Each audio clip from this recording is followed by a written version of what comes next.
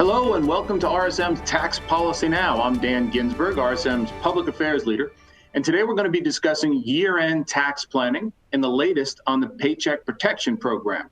With me today is Ryan Corcoran, Senior Manager and PPP Specialist in RSM's Washington National Tax Practice. Ryan, good to have you with us today. Dan, great to be here today. Excited to talk about PPP. Awesome. And also our old friend and frequent Tax Policy Now guest, RSM's National Tax Industry Leader, Matt Talcoff. Matt, how are we doing today? We're doing great, Dan. Always a pleasure to be with you and Ryan.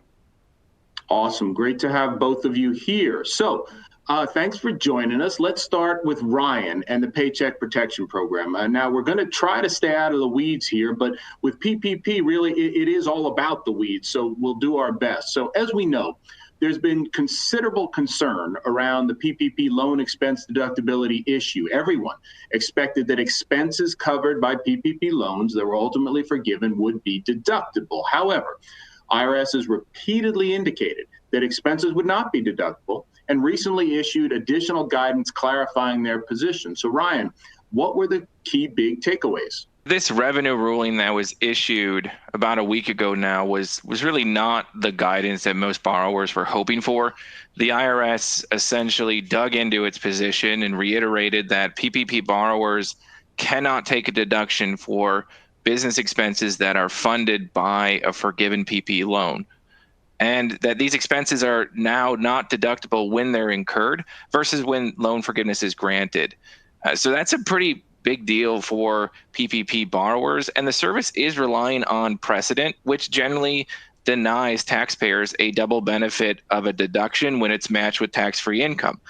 It looks to be how the law was written, though several policymakers have said that Congress structured the PPP the way it did in order to allow businesses this deduction, that is, getting a double benefit under PPP, tax-free income, and a deduction for those expenses.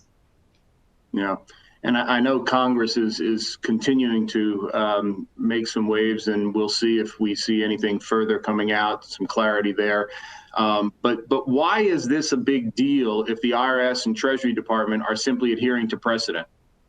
Well, it's a big deal for many taxpayers is that tax impact really couldn't come at a worse time. The pandemic continues to rage on. States are once again rolling out restrictions limiting commerce, and we're headed right into the heart for tax professionals of year-end tax planning. So while maybe many PPP borrowers were resigned to the fact that there would be an additional tax as a consequence of PPP. If you remember, that first round of IRS guidance, I think, came out in April. But many were thinking that the tax bill wouldn't come due until loan forgiveness was granted, which for many borrowers would be 2021. The latest IRS guidance says it's when those expenses are incurred or paid. For a quick example of this, PPP borrower received $1 million loan. It complies with the program, kept all of its employees on the payroll throughout the PPP forgiveness period. Well, that borrower could be looking at, with that $1 million loan, an increase in federal taxes of $210,000 with their 2020 taxes, which is not an insignificant amount of additional tax burden. You're right. And of course, the larger question is, will this guidance ultimately be the final word? So as you said, Ryan, Treasury is dug in on their position.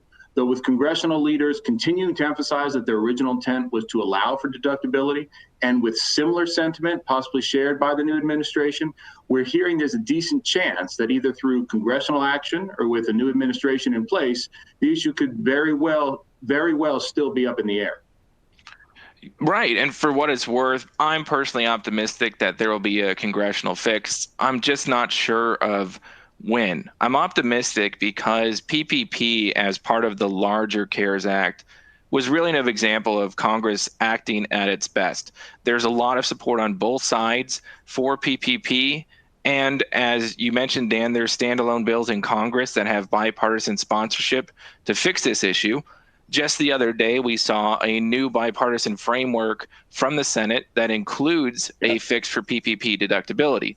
Now, that being said, yesterday, the GOP released a targeted relief bill summary, And this summary does not appear to contain the same PPP deductibility fix.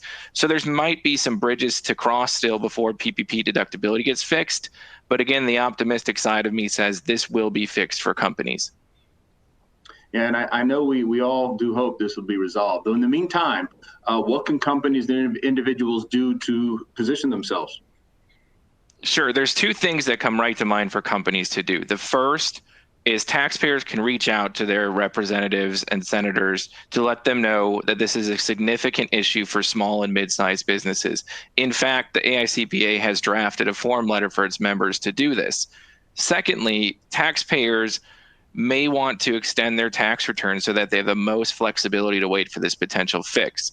So if you have a calendar year tax return, your due date for your business is either March 15th or April 15th.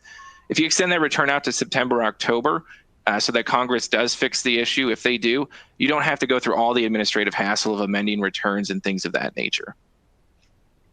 All makes great sense. So Matt, you've been very quiet. What else might businesses do? Sure, Dan. And again, it's great to be with you and Ryan. I learn a lot every time we're here together. Why don't I play a little bit off of what Ryan spoke about flexibility? There is a cash flow element here. Specifically, Dan, what I would say is companies, borrowers, they should think about whether to pay estimated taxes on January 15th or not. If you're a calendar year taxpayer, typically you have a payment due on January 15th. So do you pay that now based on the letter ruling, or do you accept potentially a little additional tax and interest that would be due based on that ruling come April? So you may want to delay that. Then the question is, how long do you delay it? If you want to pay the small amount of interest, you need to make sure that you're holding on to that money, and maybe that would help the company's cash flow situation. Another timing issue, Dan, centers around submitting the application for the PPP loan forgiveness.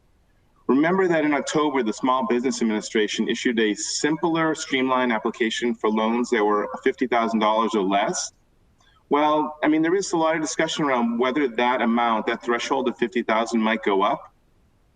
So Dan, I think for businesses that have relatively small loans, let's say $100,000 or less, maybe they want to wait and not go through that effort of pulling together everything they need now to submit the forgiveness application. And because you have 10 months from the end of your cover period to apply for forgiveness, maybe you want to wait and see whether the SBA increases that amount of the loan threshold for which the streamlined forgiveness application might apply. So, for example, if the SBA increases that threshold to $100,000, suddenly as a borrower, a good number of you may not have to go and pull all that additional information for forgiveness application. Right. Sound thinking could save businesses time and energy. So what else is top of mind in your discussions, your year-end discussions with clients? Well, Dan, I mean, there continues to be a lot of discussions. That's a really good question.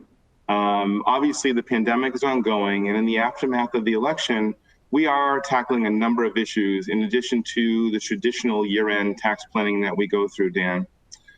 We continue to have a lot of activity addressing the changing landscape in the state and local area. We're hearing a lot about states looking at ways to raise revenues. So generally speaking, businesses and business owners should pay really close attention to how states address their budget shortfalls. Another hot topic is estate planning, Dan. That has not died down at all after the election. In fact, taxpayers that already started down the path of doing a gift or transferring are still moving forward with that. They're working closely with advisors like us and their attorneys. And the fact that the laws may not significantly change in the near term is really not slowing down that at all.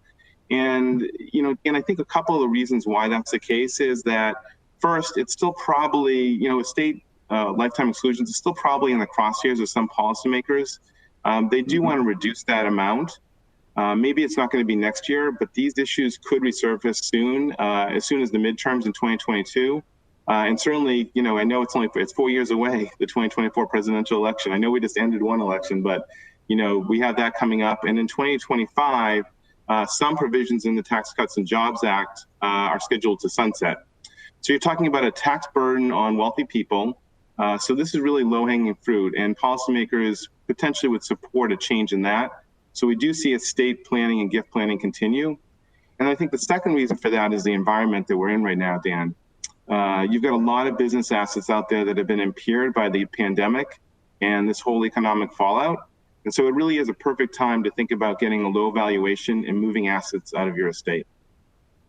Yes, lots for all of us to consider, but that is all the time we have. So thanks, Matt and Ryan, for your insights today, both extremely helpful as we near the end of 2020, a calendar flip that can't get here fast enough. And thank you, viewers, for joining us on this episode of Tax Policy Now.